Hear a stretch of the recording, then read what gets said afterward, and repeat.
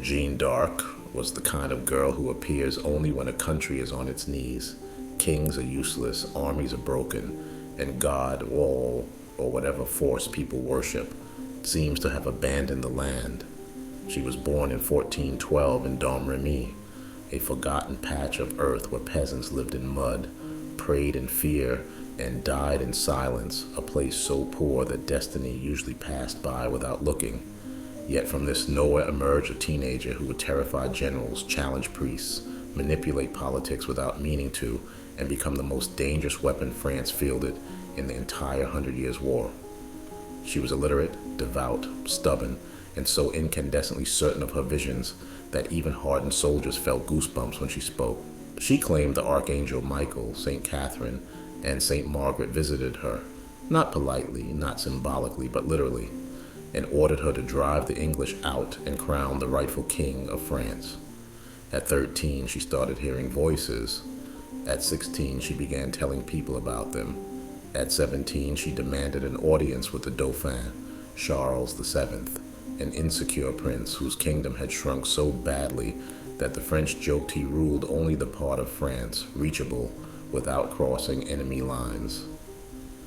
Jeanne arrived at his court smelling of smoke and determination, wearing a peasant dress and an expression so intense it could have cut stone. The courtiers mocked her, the clergy doubted her, the nobles laughed behind their jeweled sleeves, but Charles listened, not because he believed her visions, but because France had no other options left. A kingdom beaten for decades will cling to any flame, even one carried by a barefoot girl from a village nobody could point to on a map. They tested her. Theologians grilled her for days, trying to find heresy, madness, trickery, yet every time she answered with a mixture of innocence and terrifying intelligence. She said she came not to start miracles, but to finish a war. She said God had chosen her, and no amount of clerical disapproval could overrule divine orders. They found no demon in her words, only conviction sharp enough to make grown men uncomfortable. Charles gave her armor, a sword, and a banner painted with Jesus and lilies. She cut her hair short, put on men's clothing, which her enemies would later use against her, and rode to Orleans. The French army, demoralized and humiliated after years of defeats, followed her because she represented something France had lost, the idea of winning. At Orleans, she transformed the battlefield into theater, shouting orders, climbing ladders under fire, carrying her banner into the thickest fights, refusing to retreat even when wounded. English soldiers called her the witch, the devil's girl, the armored virgin. Some even swore arrows curved away from her, as if heaven feared hitting its own messenger. Within 9 days, Orleans was liberated, a victory as shocking as resurrection. Jeanne became a myth in real time. She pushed Charles to march to Reims for coronation, insisting the king had to be crowned legally and spiritually to unite France. The route passed through enemy territory, but Jeanne didn't care. Towns surrendered when they saw her banner. Soldiers followed her like pilgrims. Reims opened its gates, and Charles VII was crowned in July 1429, with Jeanne standing beside him holding her banner, weeping with joy because she believed her mission was complete. But kings rarely appreciate the people who made them kings. Suddenly, Charles realized Jeanne was too famous, too independent, too uncontrollable, a peasant girl who spoke to him as if they were equals. The church looked at her uneasily. She spoke of visions with confidence bordering on arrogance, and medieval authorities hated nothing more than someone who claimed to receive instructions directly from God without asking permission. Meanwhile, the Burgundians, French traders allied with England, knew that if they didn't remove Jeanne soon, France would recover. In 1430, while defending Compiègne, she was unhorsed and captured. She expected Charles to ransom her. He didn't. The king she had dragged into the throne abandoned her with the quiet efficiency of someone discarding a tool that had become politically dangerous. That betrayal sealed her fate.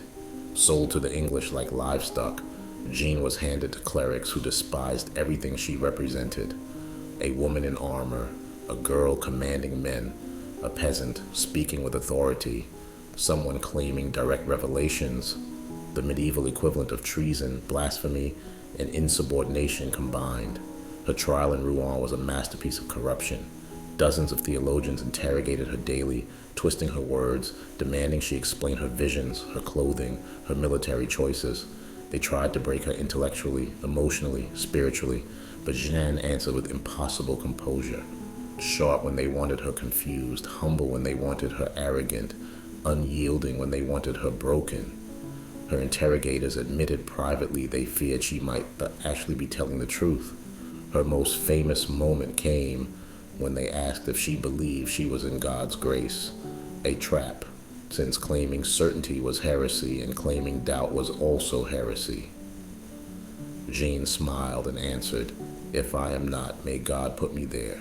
If I am, may he keep me there." A response so flawless that the judges realized they had been outplayed by a 19-year-old who couldn't read. But the verdict had been decided before the trial began. Jeanne had humiliated England on the battlefield, crowned a French king, inspired a nation, and become a symbol stronger than any army. Symbols are dangerous, so they condemned her for wearing men's clothing, the safest, most bureaucratically convenient charge, ignoring the fact that she wore armor because the battlefield wasn't designed with women's fashion in mind.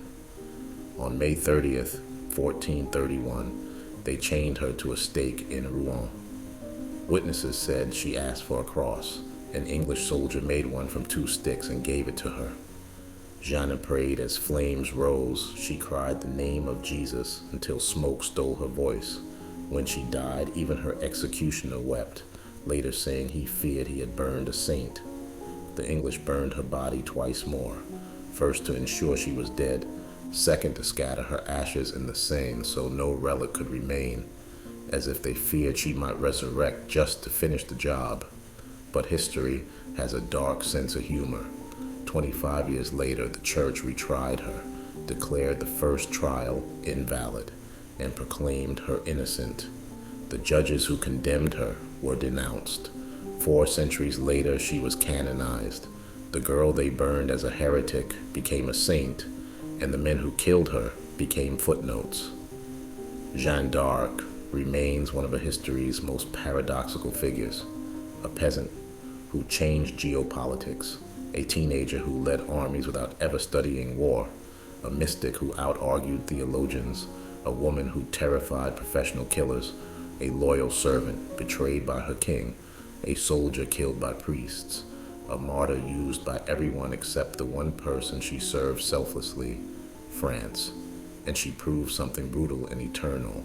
Sometimes the most dangerous person is not the king with a crown or the general with an army. It's the nobody who believes destiny has already chosen her.